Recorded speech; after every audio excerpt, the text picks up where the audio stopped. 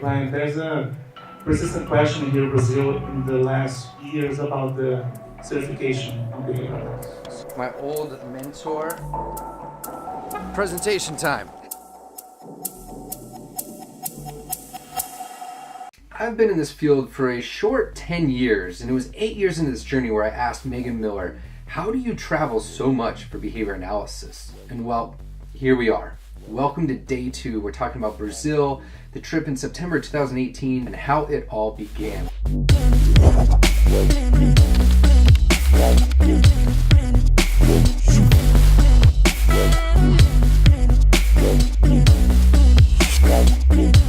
Welcome to the Daily VA. My name is Ryan O. I'm your host. We talk about all things behavior analysis on this channel. It is rare to find someone that is so dedicated to the culture and the local community. Most folks are so busy worrying about what it is that's going on in their business and their neck of the woods that they don't put the time into thinking about how to bring people together. And that's where this trip actually started. So Daniela and Roni touched base with each other, all off of this hunch that maybe Roni was Brazilian. Now, before any of this can actually happen, you have to get on the same page. What is everyone trying to achieve? How are you going to do that? How are you going to know that it was successful? So the first discussion started on email, translating back and forth with the help of Roni, figuring out, are we on the same page? What is actually trying to be accomplished here? They were interested in having Megan come down and do a peak training, but the question becomes, how much translation is going to have to be done? Is it actually accessible to the local community? From there, we started asking other questions. Is there more that we can do while we're down there? And oftentimes there's a business component here. Like, you have to break even, you have to think about that. I mean, some people can offer these trainings without having some sort of monetary value assigned to them, but it's not always that simple. So the question was, what could we do to bring the most value to the community? Could we do some sort of free training that's available and open to anybody in the public? And if we did these sort of things, how would they be translated? Would Veronica be able to help us do that live as we're going throughout the presentations? I don't know if you've looked, but a translator live in person can go for $150 to $200 an hour. You're talking about a week-long trip, and all of a sudden this is completely inaccessible.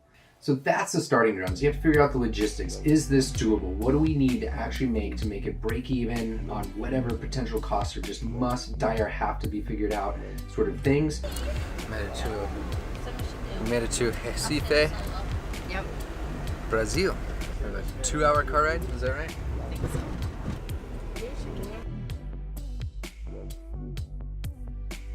Everything from getting around the city, finding a place to stay, and connecting us with locals that could help us get around.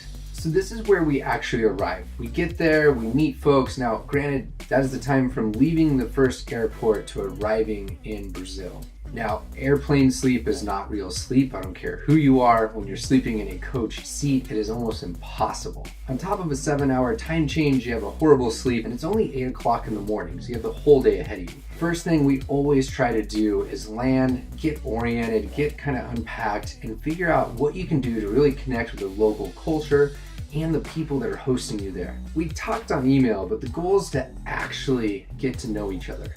So when it comes getting to know each other, we really leave it up to the folks that are there. We give a couple ideas on things we like to do. Basically, we're open to any possible ideas. Anything that someone wants to do is generally fair game when it comes to just leisure activities, chatting, get to know each other. They arranged a sunset cruise, immediately followed by some time hanging out with their staff at a really close, intimate dinner where we got to ask questions, get an idea of the culture, as well as behavior analysis in the local city, that region, and the country. On top of that, we had about an hour to go check out one of the beaches and just kind of look around, explore, laugh, share some stories. It says only walk in the center of the canyon. I mean, just look at this place. What?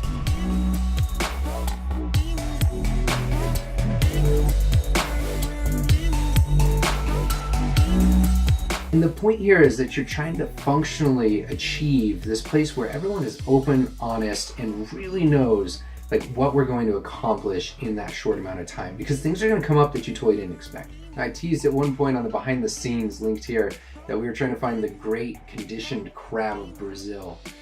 We were unfortunately unable to find him, but I had a really cool interaction. I get these when I'm traveling now and then.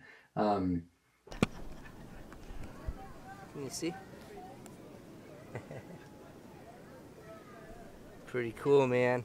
With this child that I don't know, we can't speak the same language, but there's something said about sharing in some cool, I don't know, what people typically call nonverbal shared moments about the scenery, the crabs. He was showing me the little tiny ones, the little guys that were buried in the sand.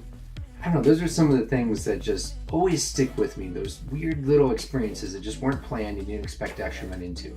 So step one is to get on the same page as fast as you possibly can, because there is a lot of work that we committed to do, and it's good to know just that we're on the same page, each other's histories, and try to practice this kind of reciprocal translation process and how that's going to go.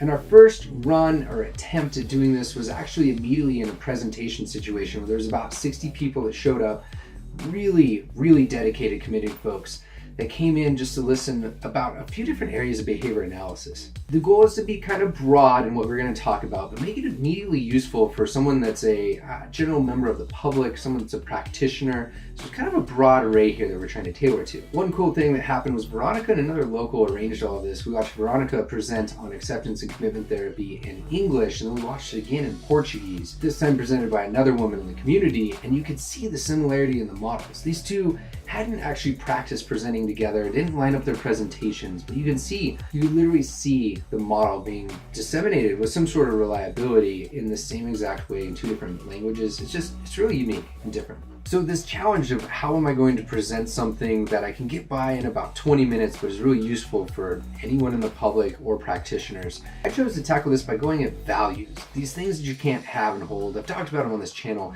They're just amazing to me because many people don't really have language on how to really pursue and try to obtain things that they value in their life. And I'm not talking about monetary things. I'm talking about things like health, things that you can't have and hold, but your behavior towards them makes you feel like you're living this valued life. So we talked about Steve Hayes last night, the opportunity to sit down with him about his new book. So presented that, and then I always offer some sort of follow-up. How can I make sure that this is going to continue in some sort of capacity, or if people have additional questions, where are they going to go?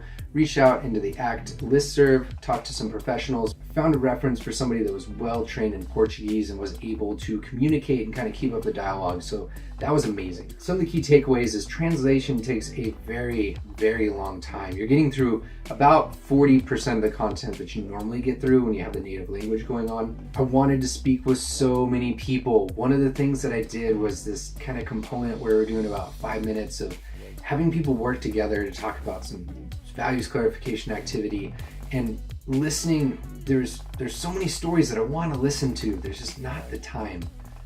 Tomorrow we'll pick up with some of the issues that we ran into, some we expected, some we didn't expect, when it comes to translating and the problems that it causes when you have materials and people know that those materials are out there and available, but they're not accessible or understandable because they're not in the right language. If you're into this, please hit that like button. It tells me that you're actually into this. Comment down below. Let people know that you are watching this. Send some praise down below to the people that I've tagged that are actually on the boots on the ground doing the work down there. And tomorrow, my old mentor, my first mentor in the field, works right next to Jim Carr in the BACB. So if you ever have a question, I've got her on text. We can just shoot her a quick text. Kindly, friendly, like, hey, check this out, or listen to this. That's your daily